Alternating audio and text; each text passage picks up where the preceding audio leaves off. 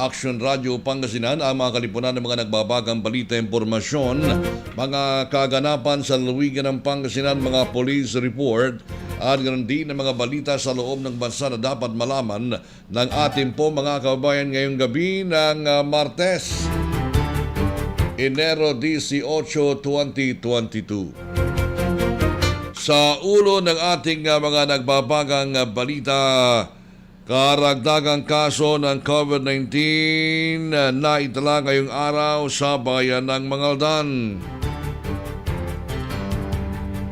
25 displaced OFW na bigyan ng karampatang tulong ng provincial government ng Pangasinan.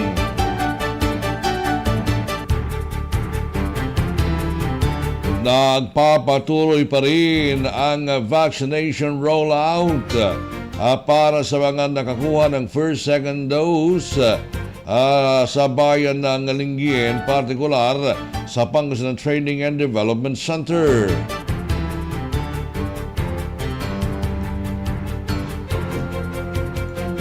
Samantalang apat na kaso ng Omicron variant sa lalawigan, kinumpirma ng Provincial Health Office.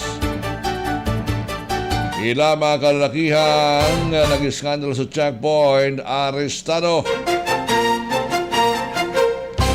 Sa mga balita sa loob ng bansa, karagdagang 28,000 plus na bagong kaso ng COVID-19 na itala ngayong araw ayon sa Department of Health.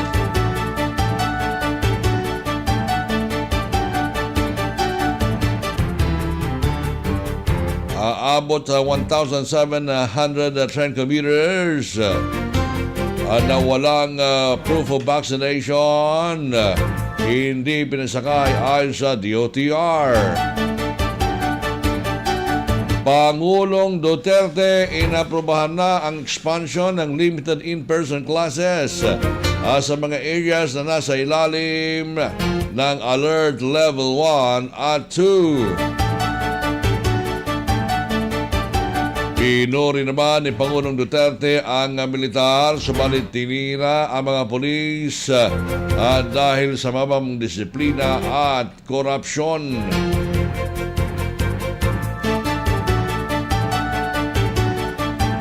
Pagdalo sa COMELEC debates, hindi rekisito sa halalan 2022 ayon sa spokesperson ng COMELEC. Hospital admission sa National Capital Region sa gitna ng COVID, dumarami ayon sa DOH. Restriction sa hindi bakunado legal pero hindi permanente ayon sa Department of Health. Pagpasok ng 3 bagong commissioners bago mag-eleksyon magiging hamon ayon sa spokesperson ng COMELEC.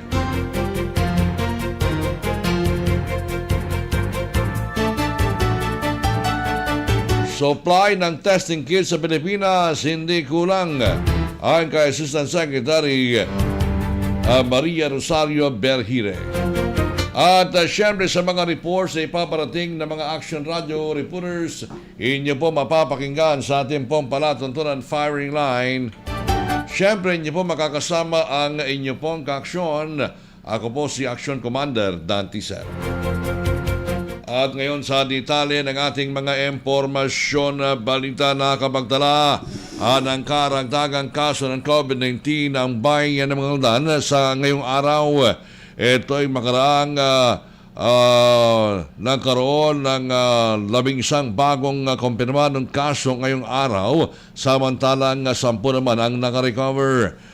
Kabilang sa mga nagpositibo ngayong araw ay ang patient number 1,509, 47 anyos na lalaki, may asawa, residente ng Barangay Bari, isolated na. Patient number 1,510, 41 anyos na babae, na mula may asawa sa may Barangay Alitay, isolated na.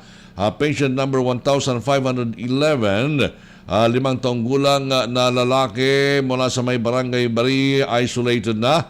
Patient number 1,512, 33 anyos na lalaki mula sa may Barangay Bari, isolated na. Ganon din, ang 1,500 patient ay 21 anyos na babae mula sa may barangay Banawang, isolated na rin. Ang patient number 1,514, 30 anyos na babae mula sa may barangay Gilig, isolated na rin. Patient number 1,515, 30 anyos na babae, may asawa mula sa may barangay Banawang, isolated na. Patient number 1,516, 84 anyos na babae na lalaki mula sa barangay Bantayan, isolated na. At ang patient number 1,517, 36 anyos na babae, may asawa mula sa may barangay Gilunan. Patient number 1,518, 57 anyos na babae mula sa may barangay Gilunan. At ang patient number 519, 25 anyos na lalaki mula sa may barangay Saray na pawang mga isolated na rin. At dahil dito mga kaaksyon ay umaabot na sa 1,515 ang kabuuan ng mga nahawa ng COVID-19 sa bayan ng Maldan at 1,334 dito ay nakarecover na, samantalang na merong death toll na 127. Sa ngayon ay meron pa rin mga nagpapagaling o aktibong kaso na 64. Kaya patuloy ang panawagan ng LGU sa nagawing seryoso at tuloy-tuloy na pakipagtulungan ng publiko upang malabanan at matigil ang mabilis na pagkalat ng COVID-19 sa pamagitan ng seryosong pagsunod sa mga itinagdang minimum health at safety protocols. Tuloy-tuloy din ang pagbakuna sa lahat ng mga residente na 12 anyos pataas sa iba't ibang mga vaccination sites sa bayan. Magdala lamang ng mga ID sa mga kukulang dokumento ng pagkakakilanlan at para din sa mga nais magpa-booster, i-present lamang ang fully signed vaccination card para sa mga nakakompleto na ng first at second dose nang hindi bababa sa 3 buwan. Ang tabayaran lamang ang mga ilalabas na schedule ng LGU Mangaldan.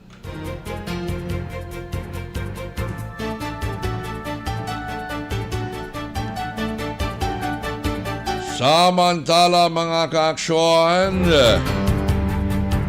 nagkaroon na ng 4 na kumpirmadong kaso ng Omicron variant sa lalawigan ng Pangasinan.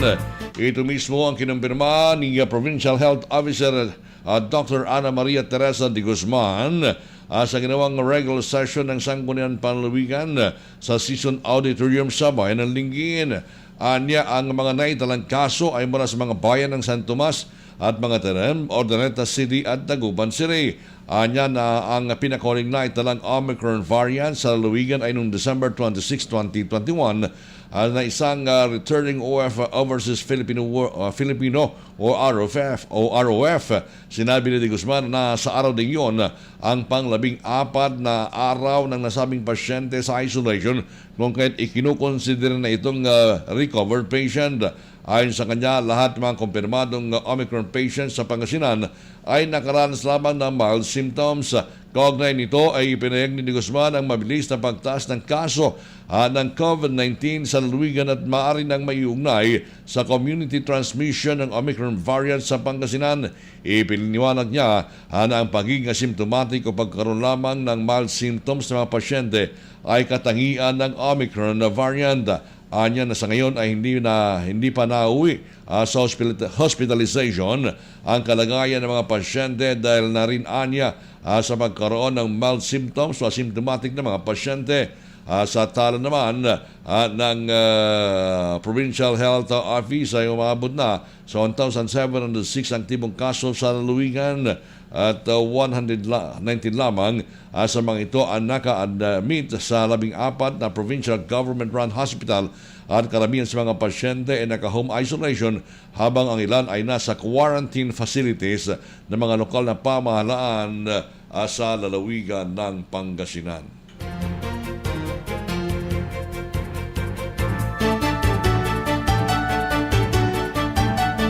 Umaabot na sa 66.23% ang may tuturing na fully vaccinated sa lalawigan ng Pangasinan laban sa COVID-19.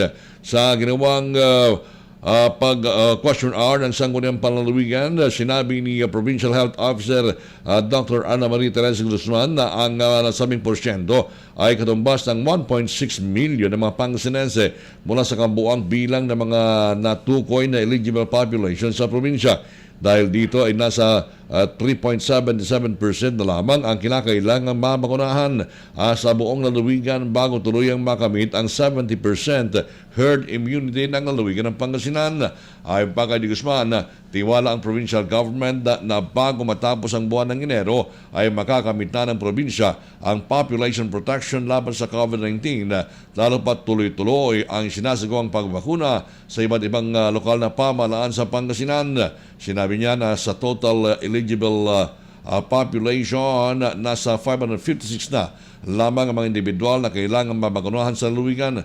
Kabilang na dito ang mga residente sa lungsod ng Dagupan, maging ng ilang kabilang sa mga pediatric population o mga edad 12 hanggang 17, samantala nasa mahigit 77% na ang bilang ng mga nakatanggap ng first dose sa lalawigan.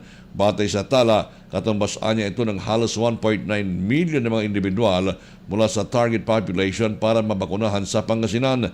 Kaugnay nito, maaring muling hinikayat ni Guzman ang mga hindi pa nababakunahan na samantalahin ang pagpapaturog ng COVID-19 vaccine sa mga vaccination center, ganoon din ang pagkuha ng booster shot upang magkaroon ng dagdag proteksyon ang ating mga katawan laban sa naturang sakit, lalo na kontra sa Omicron variant.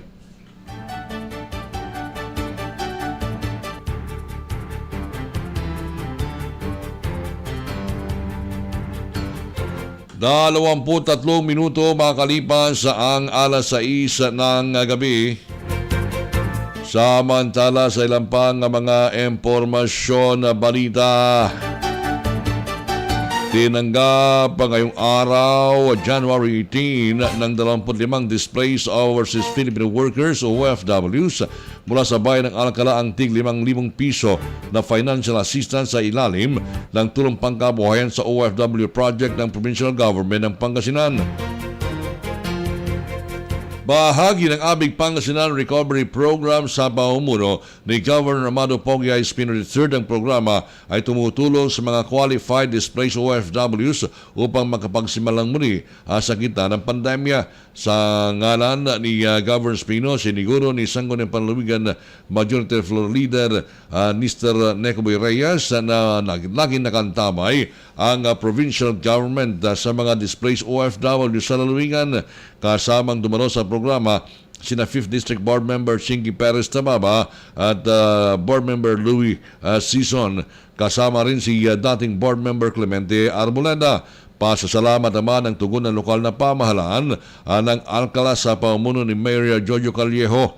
Nangunguna rin sa distribusyon ng financial assistance si Provincial Labor and Employment Officer 3 Rachel Jose at Alcala Migrant Desk Officer Marlene Galvan. Kasabay ng distribusyon ng financial assistance ay ang Basic Financial Literacy Seminar para sa mga benepisyaryo bilang gabay sa kanilang uumpisahang mga negosyo.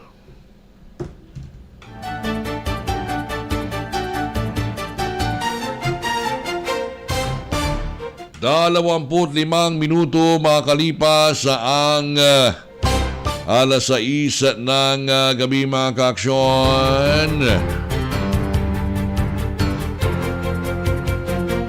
Sa iba pang mga impormasyon na balita sa ating pong palatuntunan, hanggang sa ngayon ay hindi pa rin aprobado itong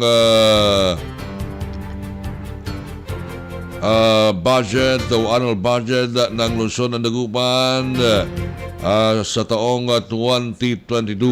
Mga kaaksyon po natin, at ito po, dahil ayon sila mga konsihal, ang mga dokumento na dapat isubmit sa sanggunian ay upang matalakay itong kinabibilangan ng Devolution Transition Plan, Capacity Development Agenda o CAPDEB at Indicative Annual Procurement Plan, na kung saan ito po ay dapat na naisubmit na ang DTP at CAPDEB noong December 12, at ito po hanggang sa ngayon ay hindi pa nangyayari. Subalit ang naturang kung ngayon ay tinatalakay pa rin na kung saan upang sa ganun ay makausad. Pero hanggang sa ngayon mga kaaksyon ay eto po, dahil sa kakulangan ng mga papeles ay hindi pa rin maprubahan dahil ito magmumula sa Executive Department patungo sa Legislature.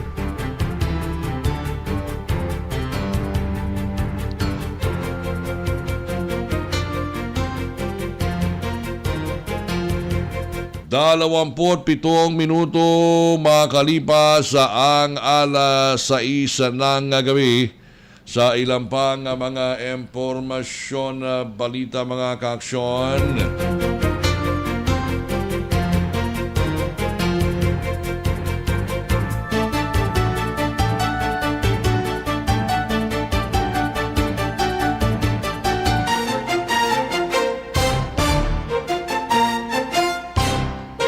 Nagpahayag naman ng kagalakan ang maraming mga kabayan dyan po sa may bayan ng Linggin dahil sa pagpalawig ng pagbayad ng business tax na kung saan pansamantaling sinuspindi ang one-stop shop.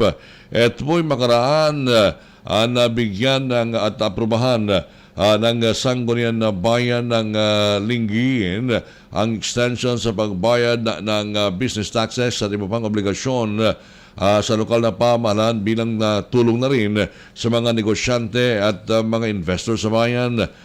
Dante ay nasa ang deadline ay hanggang Enero 20, 2022 at napagdesisyonan ng mga opisyales na palawigin pa ito hanggang Marso 15. At alinsunod sa nilabas na Resolution number 568 o Series 2022, extended ang pagbayad ng business taxes at iba pang fees na walang babayarang surcharges, interest o penalties, maging ang condonation sa mga multa at interest sa mga delinquent ng real property taxes na hindi pa nabayaran bago ang taong 2021 ay pinalawig din hanggang June 30, 2022. Nilinaw naman ng Municipal Assessor's Office na maaari na mag-avail ng 20% discount ang mga taxpayers na makakapagbayad mula January 1 hanggang March 31, 2022 o kaya advance and prompt payments sa mga updated taxpayers at walang naiwang bayarina sa munisipyo. Layo nito mabigyan ang mga taxpayers ng mas pinahabang pagkataon na mabayaran ang buwis ng mga lupa, bahay at mga establishmento, lalo ngayong pandemya at mapataas pa ang tax collection na pinagbumulan ng pondo para sa mga programa at proyekto ng pamahalaan. Suspindido rin pansamantala ang operasyon ng Business One-Stop Shop o BOSS sa may Linggin Civic Center dahil sa banta ng COVID-19. Babalik po tayo mga kaaksyon sa ilang pa mga impormasyon na balita sa ating pong palatuntunan firing line. Makalipas mo ang ilang mga paalala.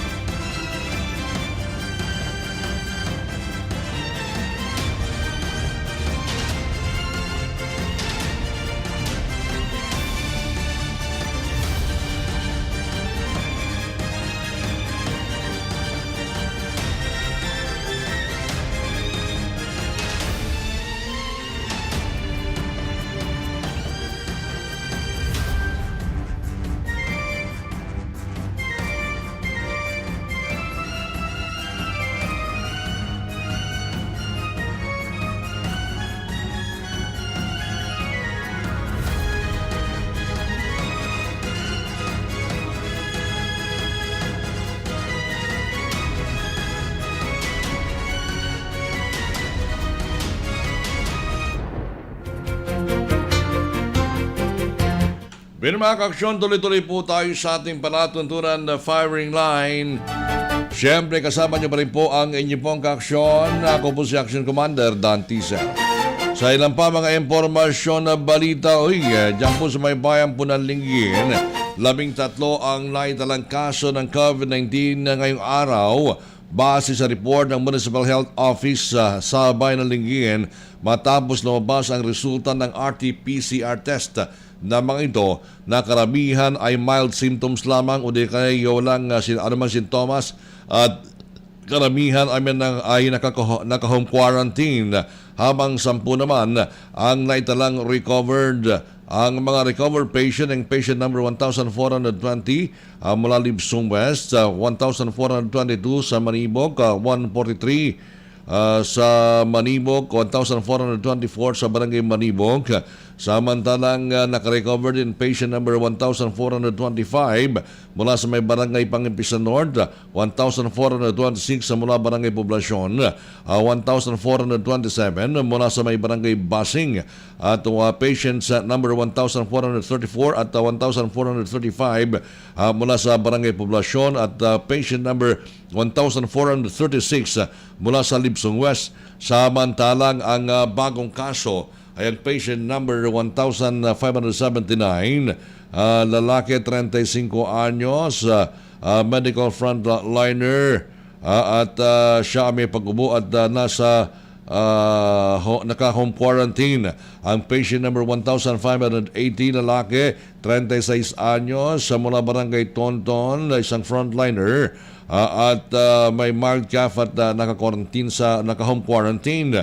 Samantalang ang patient number 1,581, lalaki 28 anyos, mula sa may Barangay Namulan, at siya ay naswab bilang work requirement.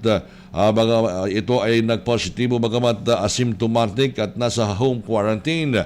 Ang patient number 1,582, babae, 25 anyos, mula sa may Barangay Libsong East, na-expose isang positive patient. Sa ngayon ay may mild cough at sibon at nasa Linggin Isolation Facility.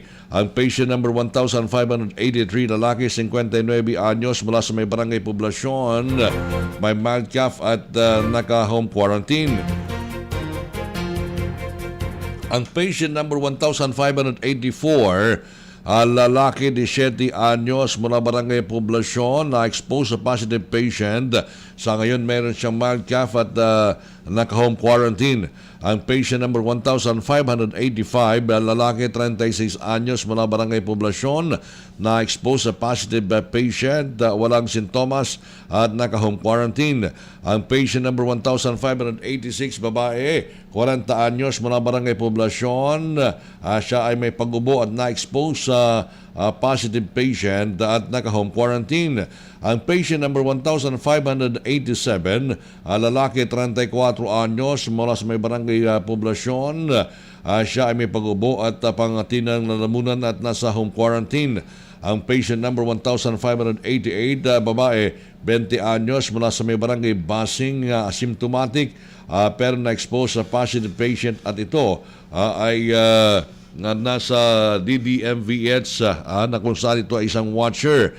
Ang patient number 1,589, isang babae, 34 anyos, mula sa may Barangay Matalaba, na-swab dahil sa kanyang work requirement pero asymptomatic at naka-home quarantine. Ang patient number 1,590, babae, 28 anyos, mula Barangay Sabangan, na-expose sa positive patient pero ito ay nagpositibo at asymptomatic, walang symptoms at naka-home quarantine. Ang patient number 1,591,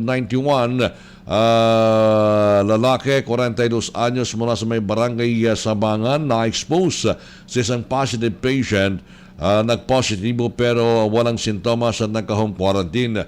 Kaya patuloy po ang paalala sa lahat na patuloy po ang mag-ingat at sumunod sa mga health protocols at agad ding magpamakuna laban sa COVID-19 upang makaiwas sa pagkakaospital at pagkakaroon ng malalang sintomas o hatid ng virus. Sama-sama ring magdasal upang matapos na ang pandemyang ating kinakaharap. ito po, 13 ang bagong kaso ng COVID-19 dyan po sa may bayan po ng Lingayen. Pero nakarecover po ang 10 mga kaaksyon po natin.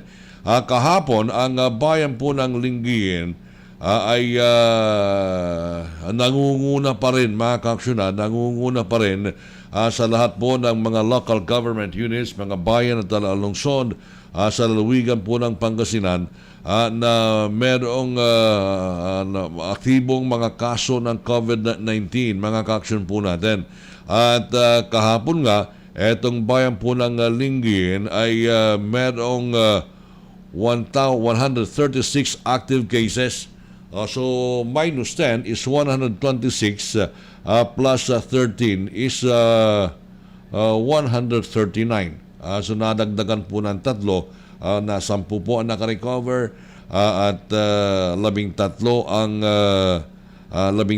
ang aktibong kaso o bagong kaso ng COVID-19. So nadagdagan po ng 3 ang bayan po ng Lingayen at nangunguna pa rin sa listahan po ng Provincial Health Office watch list na maigpit ang minomonitor ngayon ng Provincial Health Office. At kabilang po sa maigpit na minomonitor dahil po sa pagdami po ng kaso ng COVID-19 ay ito pong bayan po ng Kalasyaw na nakapagtala kahapon ng 118 cases o active cases. Ang bayan po ng Malasiki 78, ang lungsod ng San Carlos is 76, Ordoneta City 71, Bautista 68, Santa Barbara 63, ito pong Binmali at Bugalyon 62, ito pong bayan po ng Mangaldan 61 kahapon, pero ngayon po 64 ang active cases po ng COVID-19 na mga kaaksyon. Kaya ito po, mahigpit pa rin minomonitor dahil may paniwala po ito pong Provincial Health Office na maaari na nagkaroon na ng community transmission itong Omicron variant. Bagamat kasi ito pong Omicron variant hindi po kasintindi ng mga kaaksyon po natin ng Delta variant, pero madaling makahawa. Ang maganda rito, mas medyo mild symptoms lang ito pong Omicron variant, pero ganun din mga kaaksyon, madanapuan ka pa rin ng COVID-19, kaya importante pa rin na protektado ang lahat. Protektado po ang bawat isang Pangasinense dahil ayon nga po sa ulat ng Octa Research, mga kaaksyon po natin, base po sa ulat ng Octa Research, nagkaroon na po ng mataas na transmission ang kaso ng COVID-19 sa labas po ng National Capital Region. Dahil nung una medyo mataas pa rin po ang kaso ng COVID-19 diyan po sa NCR o NCR Plus ika na natin dahil tumaas ang kaso ng NCR and then lumabas po surrounding the National Capital Region ang mga probinsya na kinabibilangan po ng Bulacan, Cavite, Rizal, Laguna, mga kaaksyon po natin. Kaya eto po, aside from that, mga kaaksyon po natin, ang mga kaso sa mga region outside NCR Plus ay tumataas at ito po ang naging pagtaya nitong si Octa Research Fellow Guido David at sa buong bansa anya ay nakakakita na ng pagtaas sa mga kaso at kabilang nga po sa mga malugar na may malaking COVID-19 growth rate ay ang Cagayan Valley.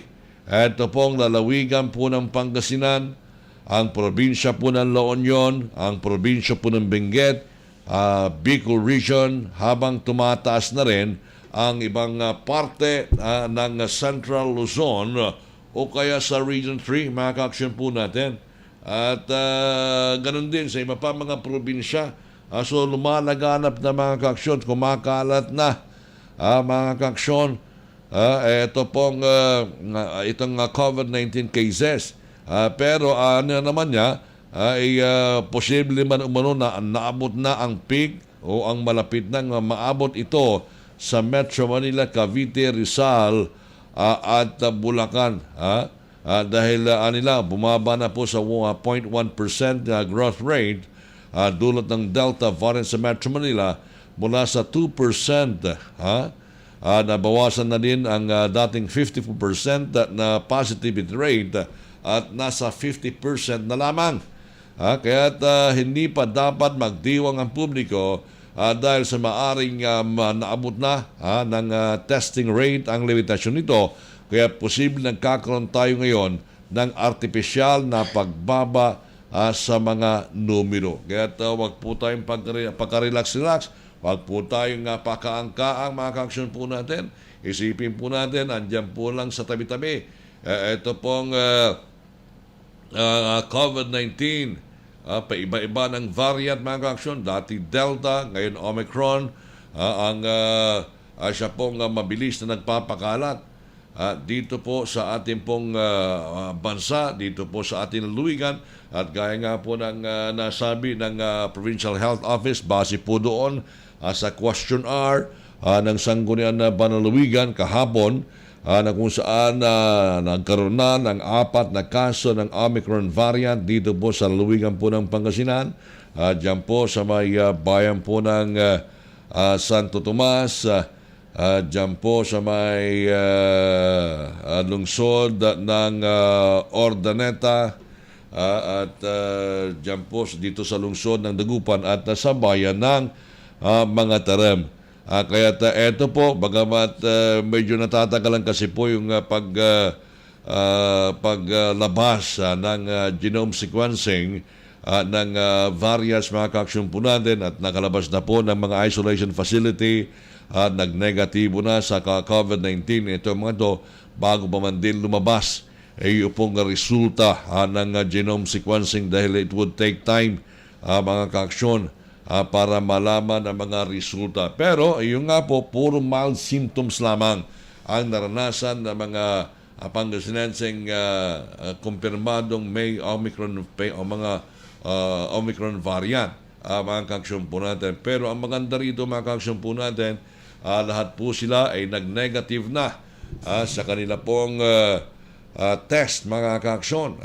Nag-negative na po, maganda po yan. Pero syempre, hindi po natin dapat ito binabaliwala, especially yung po mga nakasalamuha, yung po mga kamag-anak, bagamat ang advice po doon po sa lahat ng mga returning OFWs, doon po sa lahat ng nag-negative na upon kung mga ka-aksyon po natin ay manatili lamang sa mga kabahayan dahil alam nyo minsan ito po mga OFWs o returning overseas Filipino dahil sa excited po sila sa tagal po ng hindi po nila pagbabakasyon, siyempre namimiss din po rin ang happenings dito po sa ating bansa at siyempre pag nakansyawan ng kanyang mga kaibigan, pag nakansyawan ng nitong kanyang mga kamag-anak, ayun, inom dito, inom doon, pasyal dito, pasyal doon, without complying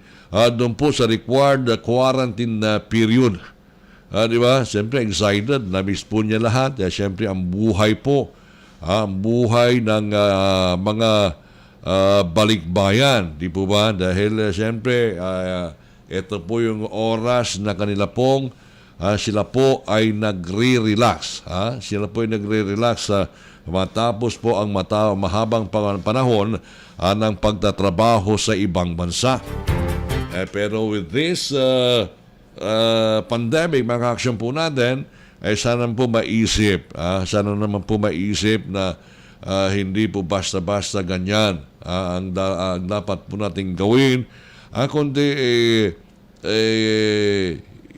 ilayo po natin ating mga sarili muna hanggat totally cleared po tayo sa anumang mga variants o cases, mga ka-aksyon po natin. Dahil kahit natapos ka na ng 2 weeks, doon po sa quarantine mo, pagdating po sa ating pong bansa, pero mas matagal kasi ito pong paglabas ng resulta ng genome sequencing.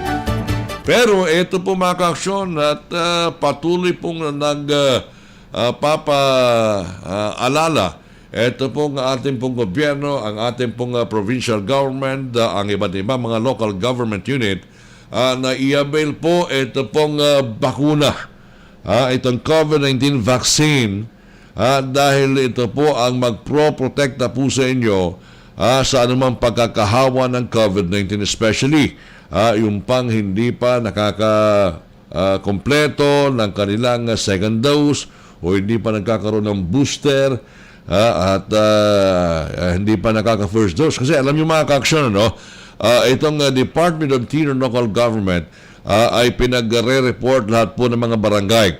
Ang mga barangay ay nire-require na i-submit lahat ng mga hindi pa nagpapabakuna sa kanilang barangay.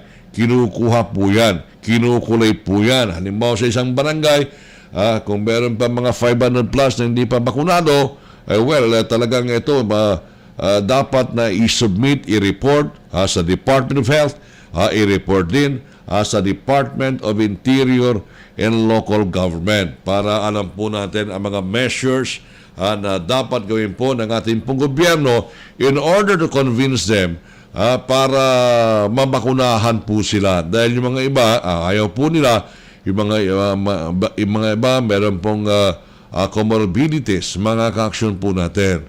Kaya't ang maiging gawin po riyan, mga kaaksyon, ay kumbinsihin lahat ng mga ito. Sa bagay, siguro mga sa amin kasi out of 3,000 plus sa population, meron pang 500 plus na hindi pa bakunado. Pero in due time naman siguro mga kaaksyon ay magpapabakuna na rin po sila. Pero maganda po yan kasi para protektado po sila.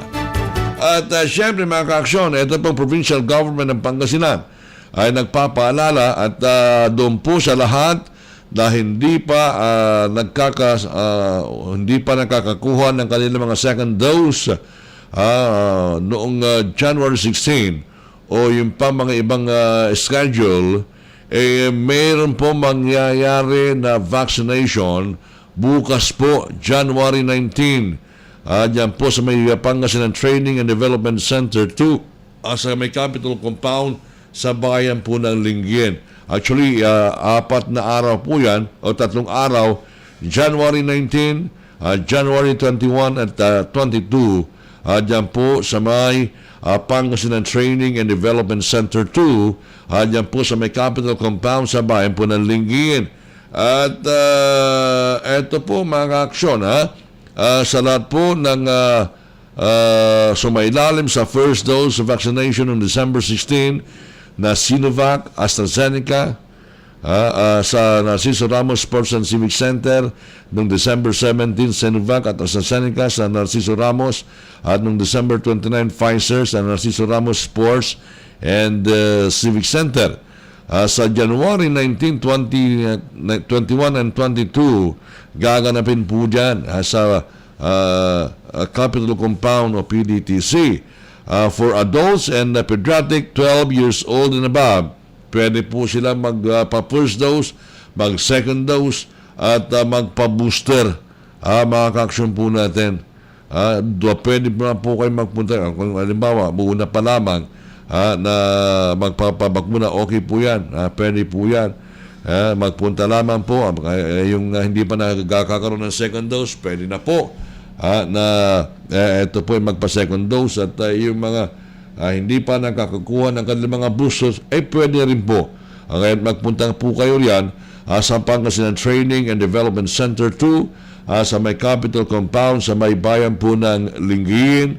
Magdala naman po ng government-issued ID o dalhin ang inyong mga medical certificate or medical clearance para po doon sa mga children with comorbidities, mga children na may edad 12 hanggang 7 anyos ay dapat po nasamahan ng kanilang mga magulang o guardian at magdala o dalhin itong issued vaccination card kung sa ilalim po sa second dose. So ulitin po natin, mga ka-aksyon po natin, meron po mangyaring bakunahan January 19, 21 at 22 dyan po sa may Pangasinan Training and Development Center 2 sa may Capitol Compound sa bayan po ng Lingayen.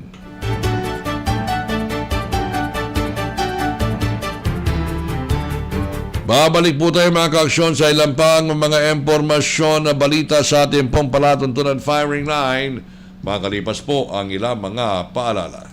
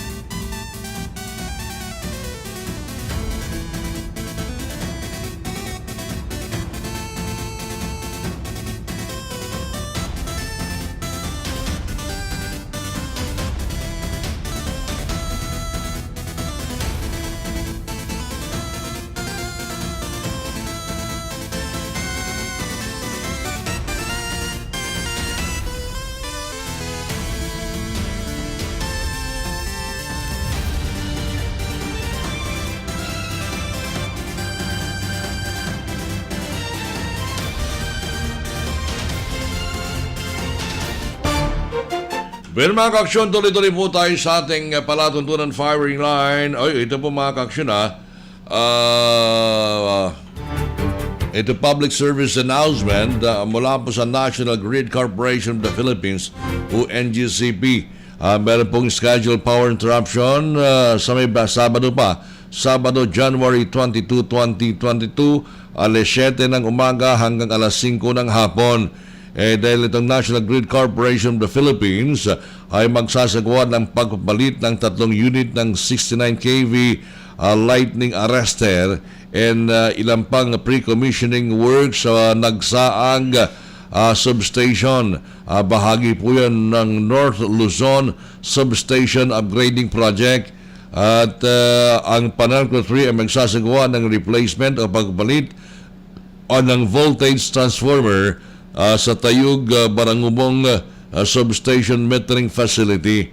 Ang mga apektadong areas ay ang lungsod ng Ordoneta, partikular itong Bactan East, Bayawas, Bulawan, Kabuluan, Kamanang, Kasantaan, Konsolasyon, Makalong, Nankayasan, Palina East, Palina West, Piti Urata, Santa Lucia, Santo Domingo, Tipuso at portion ng Dilan Paurido. Samantalang sa bayan ng Asingan, ito po, nakakaranas po ng 7 a.m. to 5:30 p.m. Na brownout diyan po sa may buong munisipalidad ng Asingan, except Bubunan, Kalupaan, Coldit, Palaris, Subol at Tuboy. Samantalang apektado rin ang buong bayan ng Balongaw, buong bayan ng Natividad, buong bayan ng Rosales, buong bayan ng San Nicolas, buong bayan ng San Quintin, buong bayan ng Santa Maria, buong bayan ng San Tomas, buong bayan ng Tayug, buong bayan ng Umingan at ang buong bayan po ng Villasis. At ayon sa National Grid Corporation of the Philippines, maaaring ma-energize ang kanilang mga linya na mas maaga o kesa doon sa naka-schedule. So dapat pong ikonsidera ang lahat ng kanilang mga linya at equipment na na-energize at sa lahat ng oras for safe precaution. At ito po, humingi po sila ng dispensa sa inconvenience na ito po ay mararanasan ng naturang power interruption. Yung panawagan niya mga kaaksyon ay mula po sa National Grid Corporation of the Philippines. 10 minuto makalipas ang alas 7 po ng gabi, samantala sa ilang pang mga impormasyon na balita sa kulungan ng bagsak ng 3 kalakihan matapos ang paninigaw at pamabastos ng mga ito sa mga pulis na sumita sa kanila sa isang Oplan City checkpoint sa barangay Lipay sa bayan ng Villasis. Sinita ng mga pulis sa nasabing lugar, lula ng motorsiklo, sina Joel Corpus, 40 taong gulang, Rene de Vera, 40 taong gulang at sa panilang kasama na kapwa-residente ng barangay Lipay. Wala umanong suot na helmet ang nagmamalay ng motorsiklo habang ang dalawa nitong angkas ay hindi pa naka-face mask. Habang tinagtatanong at nagpapalalang sa pulis ay biglaan niyang kinwestiyon ni Corpus ang sinagawang operasyon ng otoridad na sinundan ng pagsisigaw ng hindi magagandang salita at pagtawag nito sa mga pulis sa kanilang mga pangalan. Inaresto ang mga ito at dinala sa kustodiya sa Ordoneta Police Station para sa damang disposisyon. Inihahanda ng kasong kakarapin ng mga ito.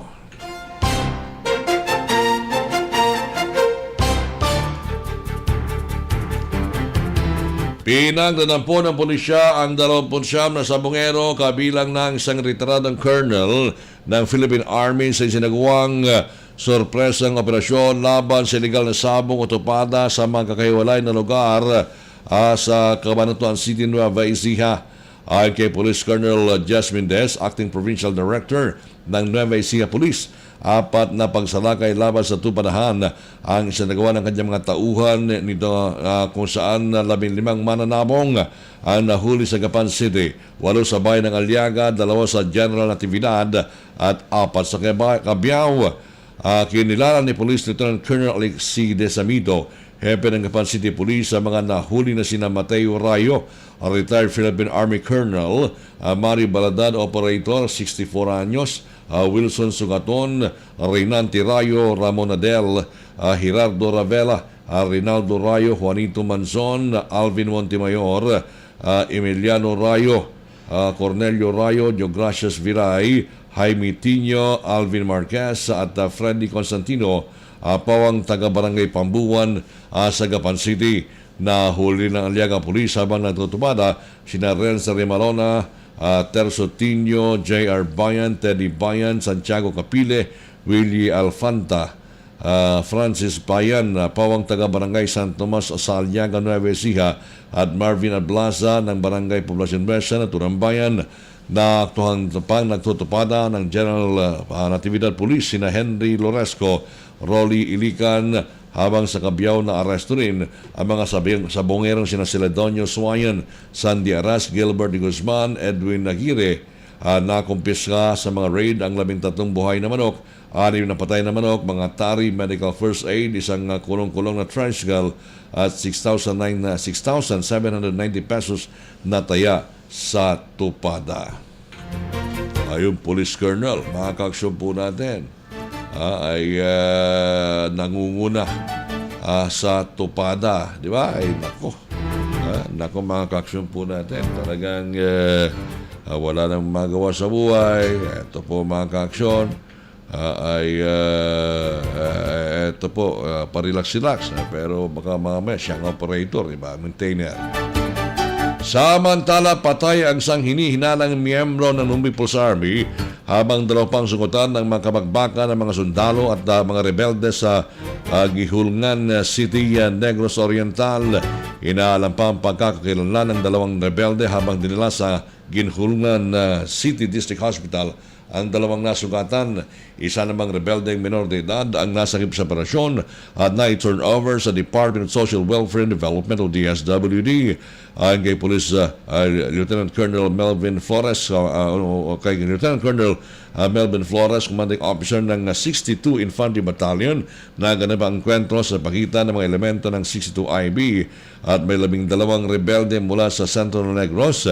1, Komiteng Region Negros, Cebu, Siquijor, sa Sitio Manlibod, Barangay Sandayaw, Ginhulnga City, Negros Oriental, na mamahagi ng mga financial assistance at mga gamot sa lahat ng 24 CA Patrol Base at magsagawa ng assessment si Flores sa pinsala ng Bagyong Odette nang makatanggap ng report mula sa mga sibilyan na may mga armadong grupo na nag-iikot at nagsasagawa ng extortion sa mga residente sa naturang lugar.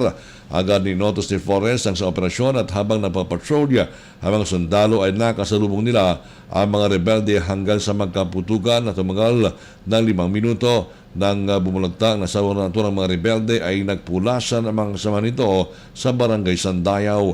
Na-recover sa encounter site ang isang KJ-9 na may steel magazine na naglalaman ng 23 bala, 40 caliber 45 pistol, backpack, mga bala at subversibong mga dokumento.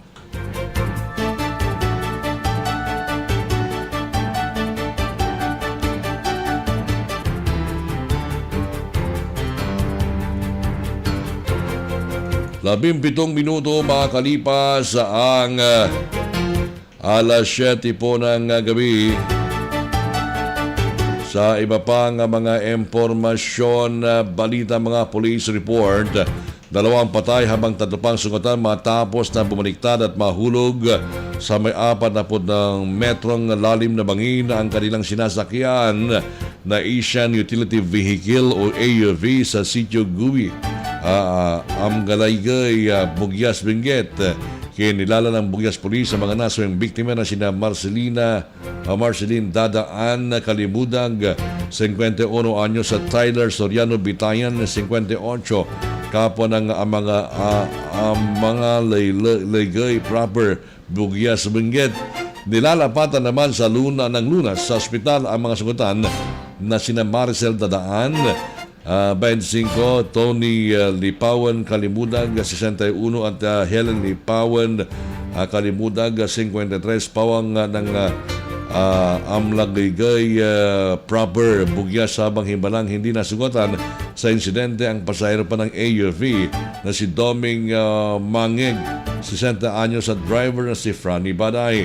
Sa ulat ng pulisya, dakong alas 8:30 ng gabi habang bumabagtas sa naturang matarik na lugar ang Toyota FX. Ang mga sakay, ang mga biktima ng magkulang sa kalkulaang driver at mahagipang sa matas na bahagi ng kalsada sanhi upang bumaliktad ang kanilang sasakyan at tuloy-tuloy na nahulog sa malalim na bangin.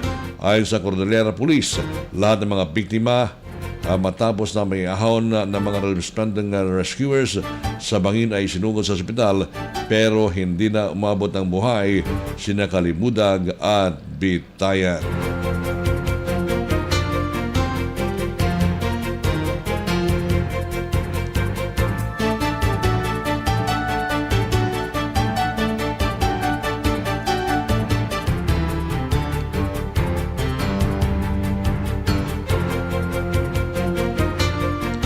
Dalawampu minuto makalipas ang alas 7 po ng gabi. Samantala mga kaaksyon, patay naman ang isang babae ng angkas ng isang motorsiklo makarang masagi ng isang delivery truck sa Malati, Manila. Nakilalang biktima si Jennifer Bulong, 45, ng Barangay Holy Spirit, Quezon City. Nilalamatan din ng lunas sa natabang pinsala ang nagmamaneho ng motorsiklo na si Noni Luwing. Arestado na kadagdang sampa ng kasong reckless imprudence resulting in homicide with physical injury and damage to property ang suspect na si Randy Villaderes.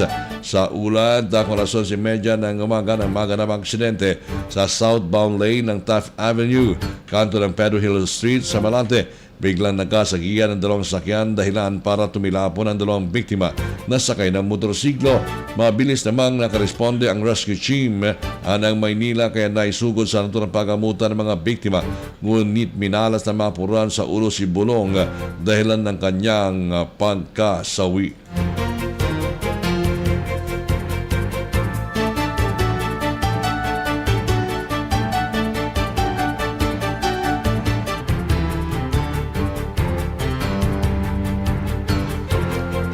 Samantala, nagawang mapigilan ng National Bureau of Investigation ang umano'y tangkang pagtakas ni self-confessed drug operator Kerwin Espinoza at 2 pang inmate sa NBI Detention Center.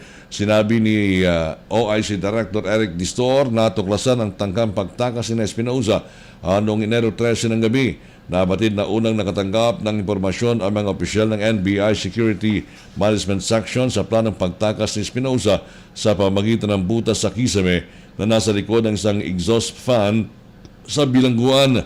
Agad na nag-inspeksyon ng mga tauhan ng NBI SMS at nadiskubre ang isang exhaust fan na may sira na ng kanilang baklasin ay tumambad ang isang butas na kasya ang isang tao para makatakas. In view of this incident, security measures at the jail has since been tightened with the regular inspection of all jail facilities ayon pa kay Distor.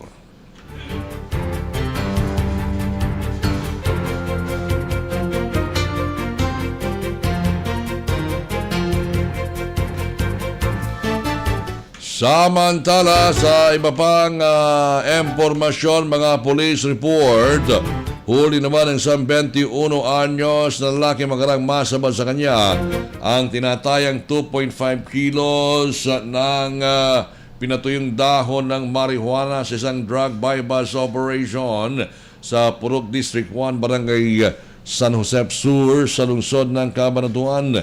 Kinilalang suspect na si Justin J. Cruz alias JJ, 21, binata ng Purok 5, Barangay Mabini Extension ng naturang syudad. Ayon sa ulat, nagsagawa ng bypass operation ng pulisya dakong alas 4:45 ng madaling araw noong Lunes kung saan nabilhan umano ng police pusher buyer ang suspect ng isang plastic sachet ng pinatuyong dahon ng marijuana. Agad na inaresto ng pulisya ang suspect at ng kapkapan nito ay may nakuha pa sa suspect na 6 pang piraso ng plastic sachet na may lamang marijuana at bukod dito ay may nakuha ring 3 bricks ng hinihinanang marijuana na abot sa 2.5 kilo ang timbang at nagkakahalaga umano sa humigit kumulang na 306,000 pesos. na harap ang suspect sa kasong paglabag sa Republic Act 9165 o Comprehensive Dangerous Drugs Act of 2002.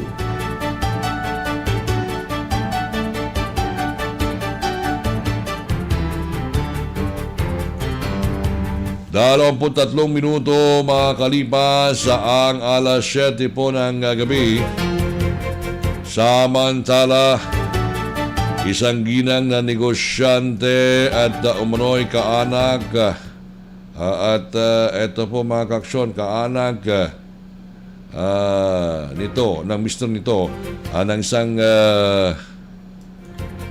tumatakbo sa pagka-vice mayor na namatay sa loob ng Toyota Hilux na inambos ng gun for hire sa may Barangay San Rafael, Rodriguez, Rizal. Kinilalang biktimang si Camille Camacho na susunggulang at umano'y asawa ng kaanak ng tumatakbong Vice Mayor na si Edgardo Ompexison.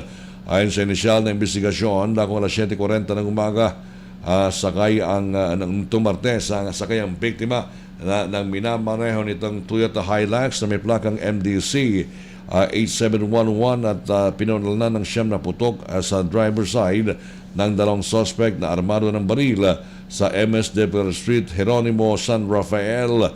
Nabatid na mula sa bahagi ng S-Wood, tinatahak ng biktima ang lugar ng tambangan nito ng mga suspect na pinaniniwalang gun for hire at ilang metro pa itong nagpagewang-gewang hanggang sa bumangga sa isang puno ang nabanggit na sasakyan nito. Ang gulong away sa negosyo ang sinisilip ngayon ng otoridad at itinanggi na may kinalaman sa politika ang pagpatay. Naglatag na ng simultaneous checkpoint ang otoridad at sinansan na rin ang CCTV camera sa lugar para sa mabilisang pagresolba sa naturang kaso.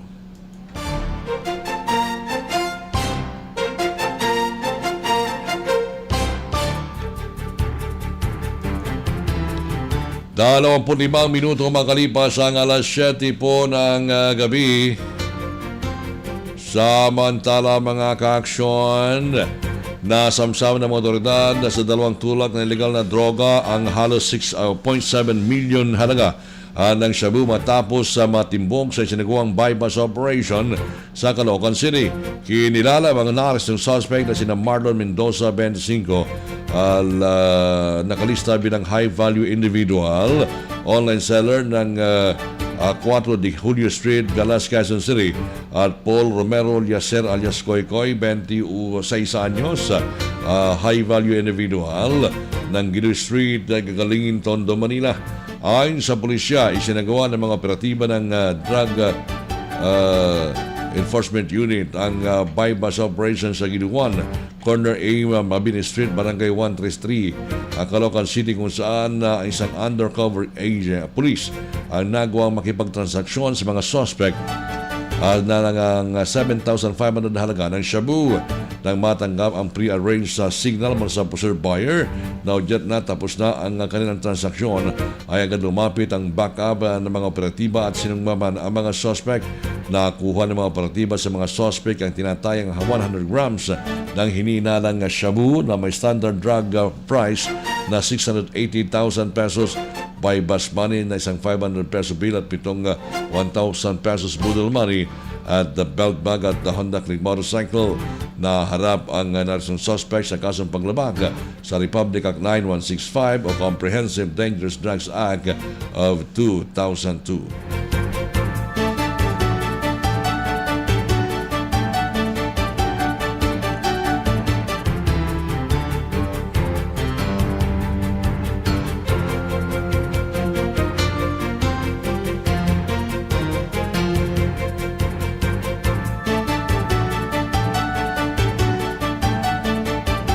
Nadakip naman sa isang trumpet operation ng isang ginang dahil umano sa pagbebenta ng peking vaccination card at certificate sa Dasmariñas City, Cavite.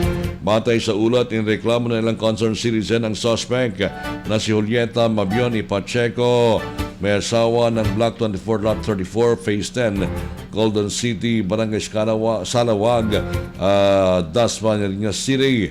Batay sa investigasyon ng Dasmariñas City Police, dakong alas 9:54 ng gabi nang nagsagawa ng entrapment operation ng mga operatiba ng intelligence unit ng Dasmariñas City Police Station sa bahay ng suspect dahil sa naturang reklamo. Nabatid natatakot naman ang mga tao dito na nakakilala sa kanya dahil sa umano'y pagbebenta ng suspect ng mga peking vaccination cards at certificate of vaccination na posibleng gamitin ng hindi mabakunado upang sila ay makalabas ng bahay. Dahil dito nagsagawa ng entrapment operation sa loob ng kanilang bahay kung saan nagpanggap ang isang intel officer na magpapagawa ng vaccination card na nagresulta sa kanyang pagkakaaresto.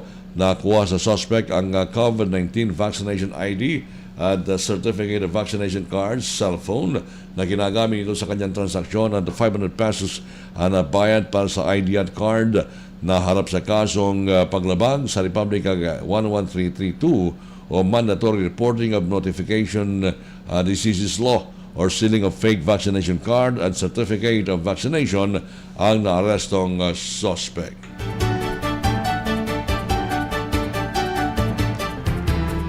Naaresto naman ng PNP ang 177 individual sa paglabag sa gun ban kaugnay ng May 2022 election. Base sa datos ng PNP, civilian lahat ng 15 bagong violators. Nakumpiska sa kanila ang 12 baril at 32 ammunition, 2 deadly weapons at 3 iba pang items ayon sa PNP. Naiulat naman isang bagong violator mula sa Benguet, Batangas, Cavite, Cotabato City, Negros Occidental, Sultan Kudarat, Sarangani, Davao del Sur, Ilocos del Norte, Manila, Pasay, Mandaluyong at Parañaque. Umaabot na sa 31,192 checkpoint operation ang umiiral sa kita ng gun ban. Umapila naman ang PNP sa publiko na sumunod sa inilabas na resolution ng COMELEC dahil maaari silang maparusahan sa paglabag dito. Babalik po tayo mga kaaksyon sa ilang pa mga impormasyon na balita makalipas po ang ilang mga paalala.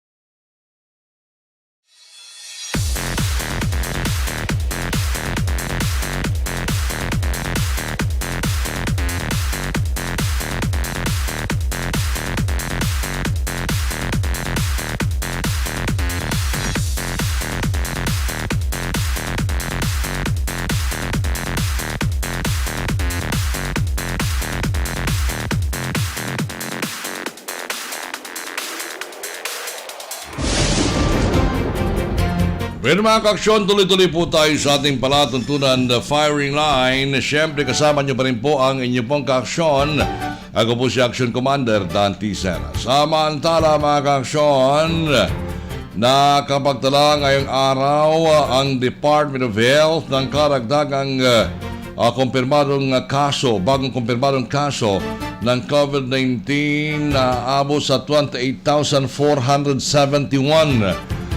Ito po ay mas mababa kaysa kahapon na 37,070 na kung saan pero mas kukunti raw po yung test.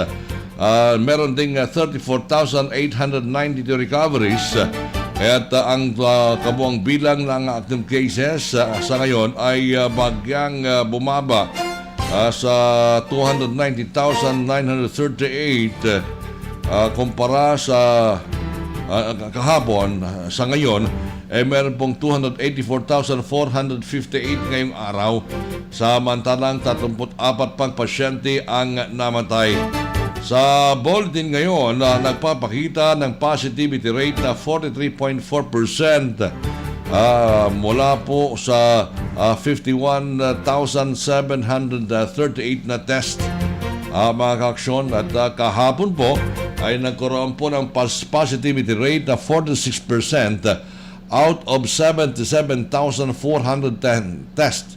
At ayon sa DOH ay ang bansa ay meron ng 3,270,758 cases ng COVID-19 at samantalang nakarecover ang 2,933,338 at namatay ang 52,962 mga ka-aksyon po natin.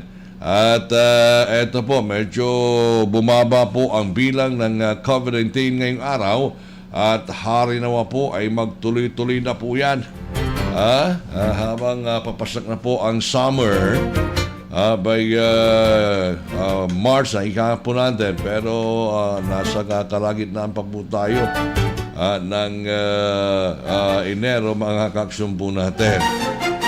Diba? Kaya ito po ay medyo hirap mga kaaksyon po natin sa ngayon. Malamig pa ang panahon.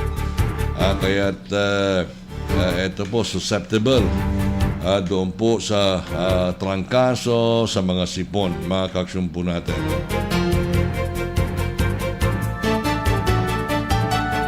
20 minuto bago sumapit ang alas 8 po ng gabi mga kaaksyon.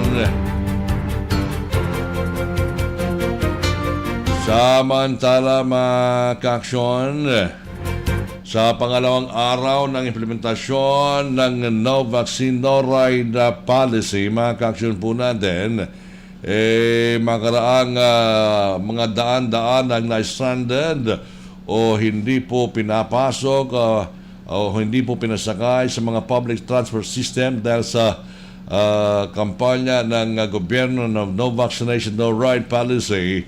At ngayon nilinaw ng Department of Transportation at ng Department of Labor and Employment na mga workers ay exempted daw mula po sa directive. Ganun ba?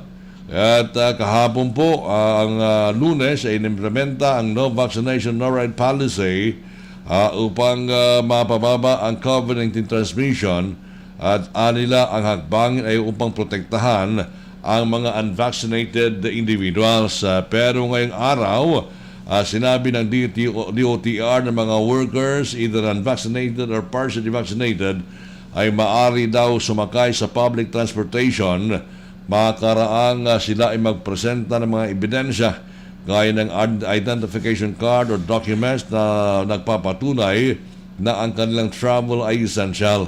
At kabilang sa mga essential travels ay ang pagpunta sa trabaho, pagpunta sa mga medical check-up, pagbili ng essential goods at pag-apply ng lisensya para sa o kaya passport at ang pagpunta sa mga vaccination sites. You need to present proof na ikaw ay talagang doon papunta, gaya ng ID na patunay, I should say, na ikaw ay mag-empleyado doon, o kaya naman appointment, certificate of appointment from the company na may interview ka or exam ka or help us from the barangay that you will obtain essential goods among others ayon po sa DTR. Mga kaksyon po natin.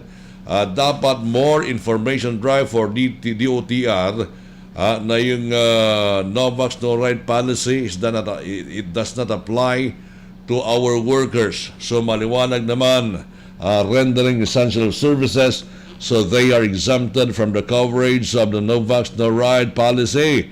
So kailangan lang siguro a massive information drive to inform, especially not only in the public but especially the enforcing involved agencies. Ani naman ni Secretary Bello.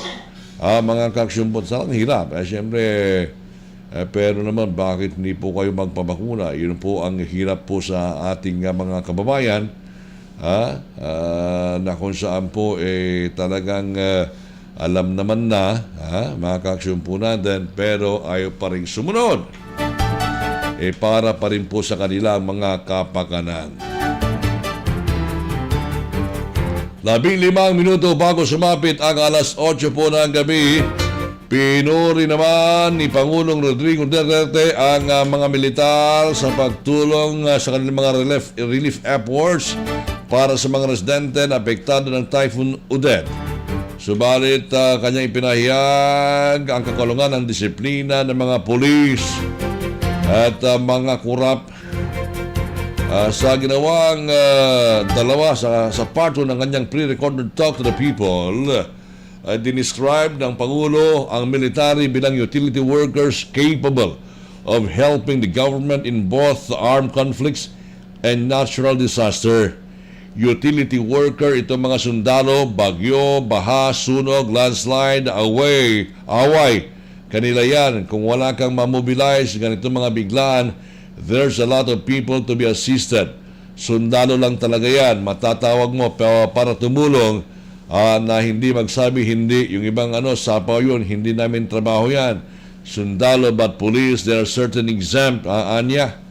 Itong police, medyo kailangan ng depende sa CEO nila. Yung kanilang superior, kapag stricto yung superior or commanding general or station commander, lalo na sa taas, kapag yung nasa taas sa police ay malinis, sigurado mo, pababayan malinis. But if the head happens to be a corrupt officer, down below, corruption malakas. Saan niya mga kaksyon po natin? Ganun ba? Hindi ko inano ang police. Hindi kasing I don't want to, baka kasi sabihin nila, nagpapabor ako, but kulang talaga ng discipline itong mga police. Uy, talaga At naniniwala ang Pangulo na ang korupsyon can occasionally occur in some police work. Mga gambling, basta may illegal, malapit ang police dyan. Pero kapag head ng PNP ay hindi corrupt, down the line, hindi yan mag-iiwas. Anya mga kaksyon po natin. Subalit, sinabi naman ng Pangulo na satisfied daw siya sa performance ng PNP habang papalapit na ang kanyang pagtapos ng kanyang termino. But overall, actually, ang police, I am satisfied.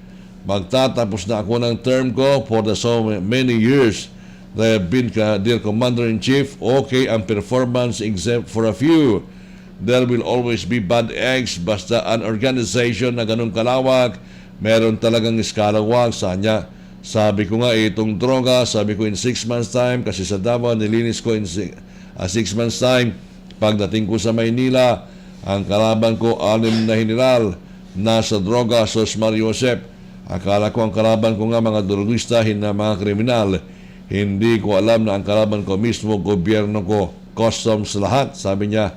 At pinuri din niya ang mga retired military general sa kanyang cabinet. Kabilang na si Defense Secretary Delfin Lorenzana, Vaccine Czar Carlito Calvez Jr.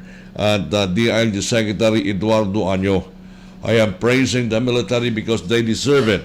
I am praising the police with a few exemptions.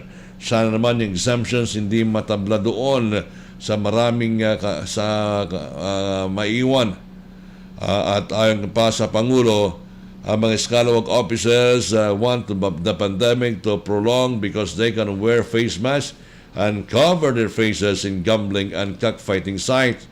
Ito namang maskara, sabi ko sa pulis, ayaw kita makita na magsugal, so hirap sila. Yung mga sugaro talaga, kaya if there is somebody na ayaw nilang matapos itong COVID, gusto nila patagalin for the longest time, ay ang mga buang maskara, mag-cup lang, tapos magmaskara, tapos magbili nung binibili sa sidewalk na moron shade. Mag-shade lang, mag-cup lang, pasok sa sabungan yan, hindi mo makita. Ang pulis happy sa COVID, mag-cover sila, yung mga scalawags, pero at least ngayon, medyo disiplinado na sila. Ay, talaga mga kaksyon po natin, talagang dismayado itong si Digong sa mga lespo. 10 minuto bago sumapit ang alas 8 po ng gabi, nakakapaghain na ng aplikasyon ang 11 manufacturers ng self-administered antigen test kits sa Food and Drug Administration base sa Department of Health. Meron na po nag-apply sa Food and Drug Administration ng mga home-administered kits. Ito po ay mga manufacturers. 11 na po ang nakapag-apply ni Health Undersecretary Maria Rosario Berhire. Anya nasusurin pa ng FDA ang antigen test kits bago ito ipadala sa Research Institute for Tropical Medicine para sa performance validation. Usually based on the load of work ng RITM, although they were instructed to prioritize this, it will take them about 2 days or 48 hours for them to finish the performance validation for a specific kit. Ani Berhire, sabihin po natin that within 7 to 10 days, lalabas ang registration o certification nitong mga home-administered test kits na napapasa sa standards ng RITM at saka ng FDA.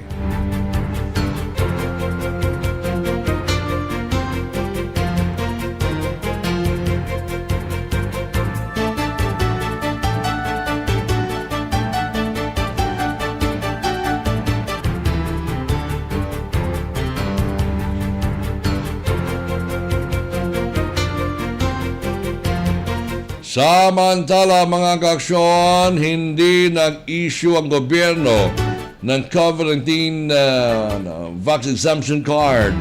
Ito ang nababala ng Department of Interior and Local Government sa publiko laban sa tinatawag na COVID-19 vaccination exemption card na maaaring gamitin mo ng mga hindi pa nabakunahan upang ma-exempt sa stay-at-home orders, sumakay sa pampublikong transportasyon, mag-enjoy at iba pa mga pribilehyo. Ang publiko ay binigyan ng babala na walang gaanong bagay bilang isang vaccination exemption card. Ito ay hindi otorisado, inisyo o kinilala ng gobyerno. Sa madaling salita, peke ang mga ito, ani DILG Undersecretary at spokesperson Jonathan Malaya. Sa isang press release, sinabi ni Malaya na ayon sa mga ulat na natatanggap ng departamento, ang mga exemption card di umano ay nagmula sa Facebook group at group chat sa Region 11 at 12. Maaari umanong irehistro ang mga local government units at kinikilala umano ng mga lokal na otoridad bilang kapalit ng mga card ng pagbabakuna sa COVID-19. Sinabi pa ni Malaya na ang gobyerno ay hindi kailan nag-i-issue o kikilalanin ng mga naturang card dahil ito ay sumasalungat sa pambansang programa ng pagbabakuna ng pamahalaan upang ma-inoculate ang karamihan ng mga tao upang makamit ang proteksyon sa populasyon. Malaking kalokohan ito. Hindi mag-i-issue ng exemption ang pamahalaan kaninuman maliban na lang for medical reason dahil ang gusto natin ay mabakunahan na ang lahat bilang proteksyon laban sa iba pang COVID-19 variants. Nagpayag siya ng pagkadismaya na ang ilang mga tao ay gagawa ng ganito mga gimmick at disinformation upang sila ay ma-exempt sa pagbakuna at malin lang pa ang iba sa paniniwalang maaari sila maging exempted sa pagbabakuna.